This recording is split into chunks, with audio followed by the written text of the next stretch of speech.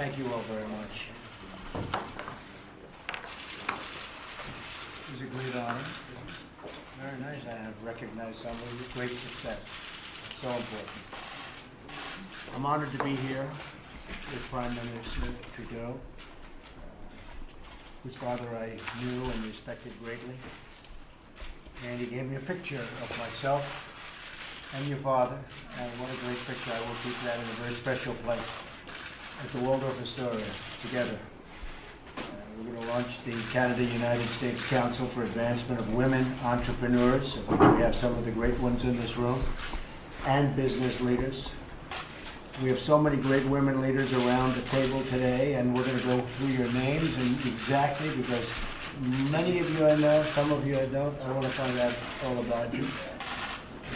Women, as you know, and I can say that from my past life, I had so many women executives that were phenomenal.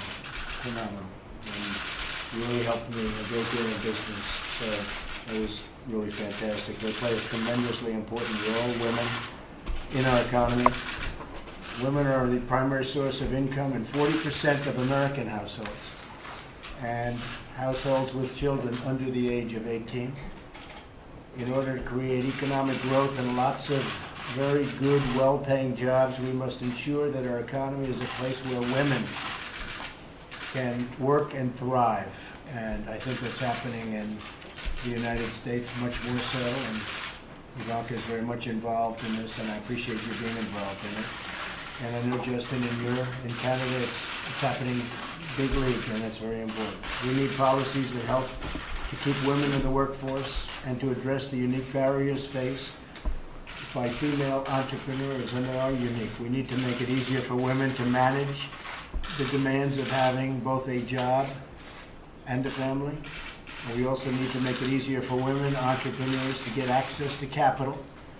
And I guess pretty much all entrepreneurs, we have to help them out, because the system is not working so well for entrepreneurs getting capital, but it's in particular difficult for women.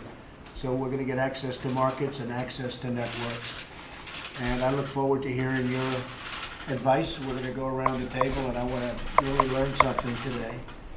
And again, it's a great honor to be with you. And Justin, I can say on behalf of our country, it's an honor to be with you. Well, thank you, Donald, for welcoming us, and I'm really excited about launching this. Sitting around the table here with a number of successful executives who just happen to be women.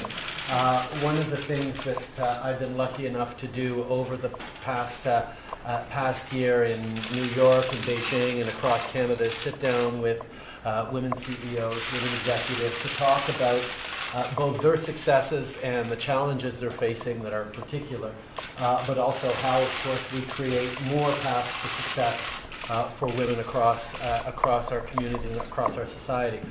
Whenever I sit down with a woman executive, I know that she has had to overcome significant barriers that exist, and therefore is likely to have greater insight into help reduce those barriers for others.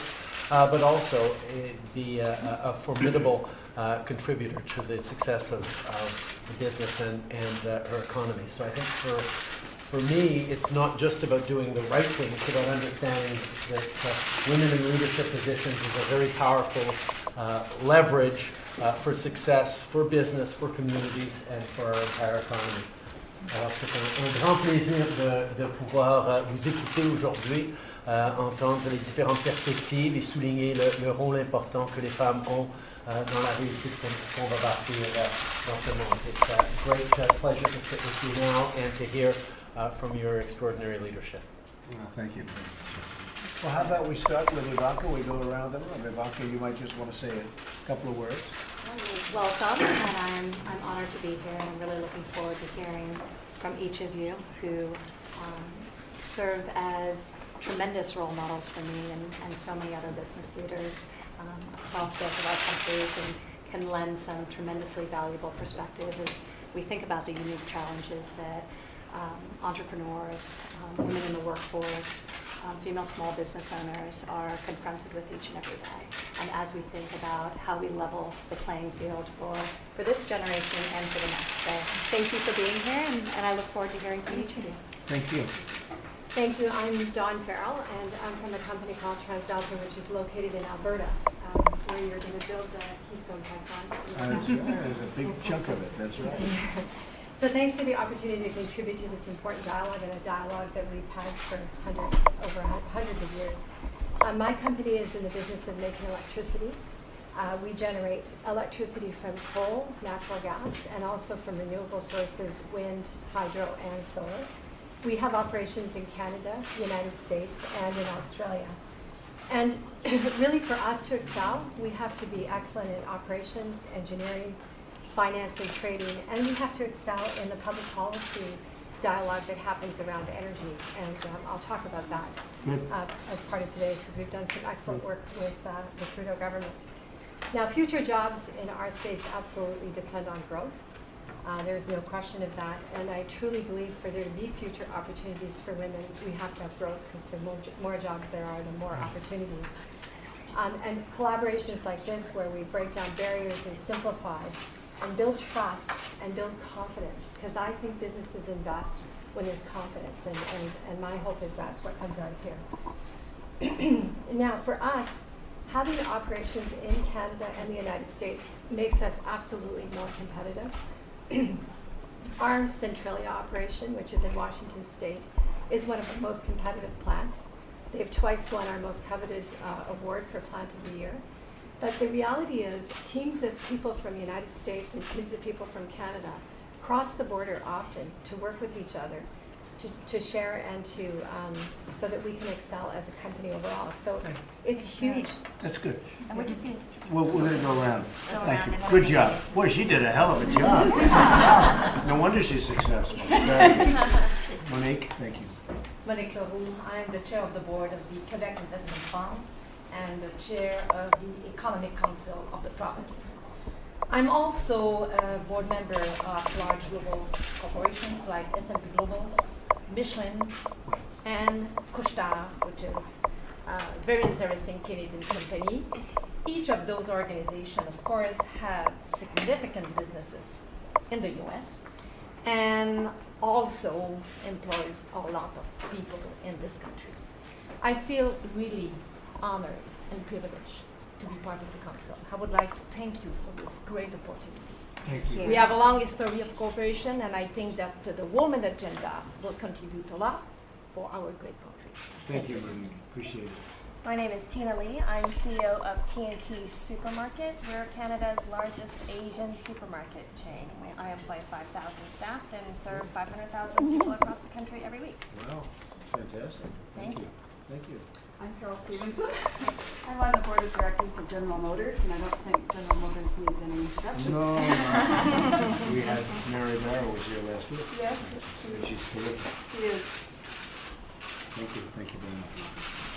I'm Tamara Lundgren. I'm the president and CEO of Schnitzer Steel Industries, which is one of the world's largest recyclers of metal products sold to steel mills around the world. I also sit on the board of Parsons Corporation, which has been a big participant in the public-private partnerships in Canada. And I sit on the board of Ryder, which goes back and forth between the U.S. and Canada over 400 times every day. And lastly, I'm the chair of the board of the Portland branch of the 12th District Federal Reserve Board. Very good. Very good. Thank you very much. Hello, Elise Allen. I'm Vice President of GE. As well, I lead GE's operations in Canada, and we're a digital industrial company doing business in 190 countries in the world. All right, that's good. That's good. Thank you. I'm Annette Verschuren. I'm the CEO of Inner Store, which is an energy storage development company. Half of my career I've worked with U.S.-based companies, Home Depot, where I rolled out 19 to 179 stores in Canada, and Michael's Electric Craft Stores. I think that our countries are so absolutely bound together by our people, our resources, our trade. Linda Hasenfratz and I worked for many years on North American competitiveness and found ways in which we could get products and services and people through the border efficiently, because as you know, we're the biggest trading partners in the world. And we're going to be working on that very closely over the next very short period of time. There's some new things happening that can be very good. It's great. Thank you very much. So I'm Julie Sweet. I'm the CEO of North America for Accenture, responsible for both our U.S. and Canadian businesses. Thank you. I'm Linda Hassenfratz. I'm CEO of Linamar Corporation. We're a diversified manufacturing company. We have 57 plants and 25,000 employees around the world, including right here in the U.S. and, of course, also heavily invested in Canada.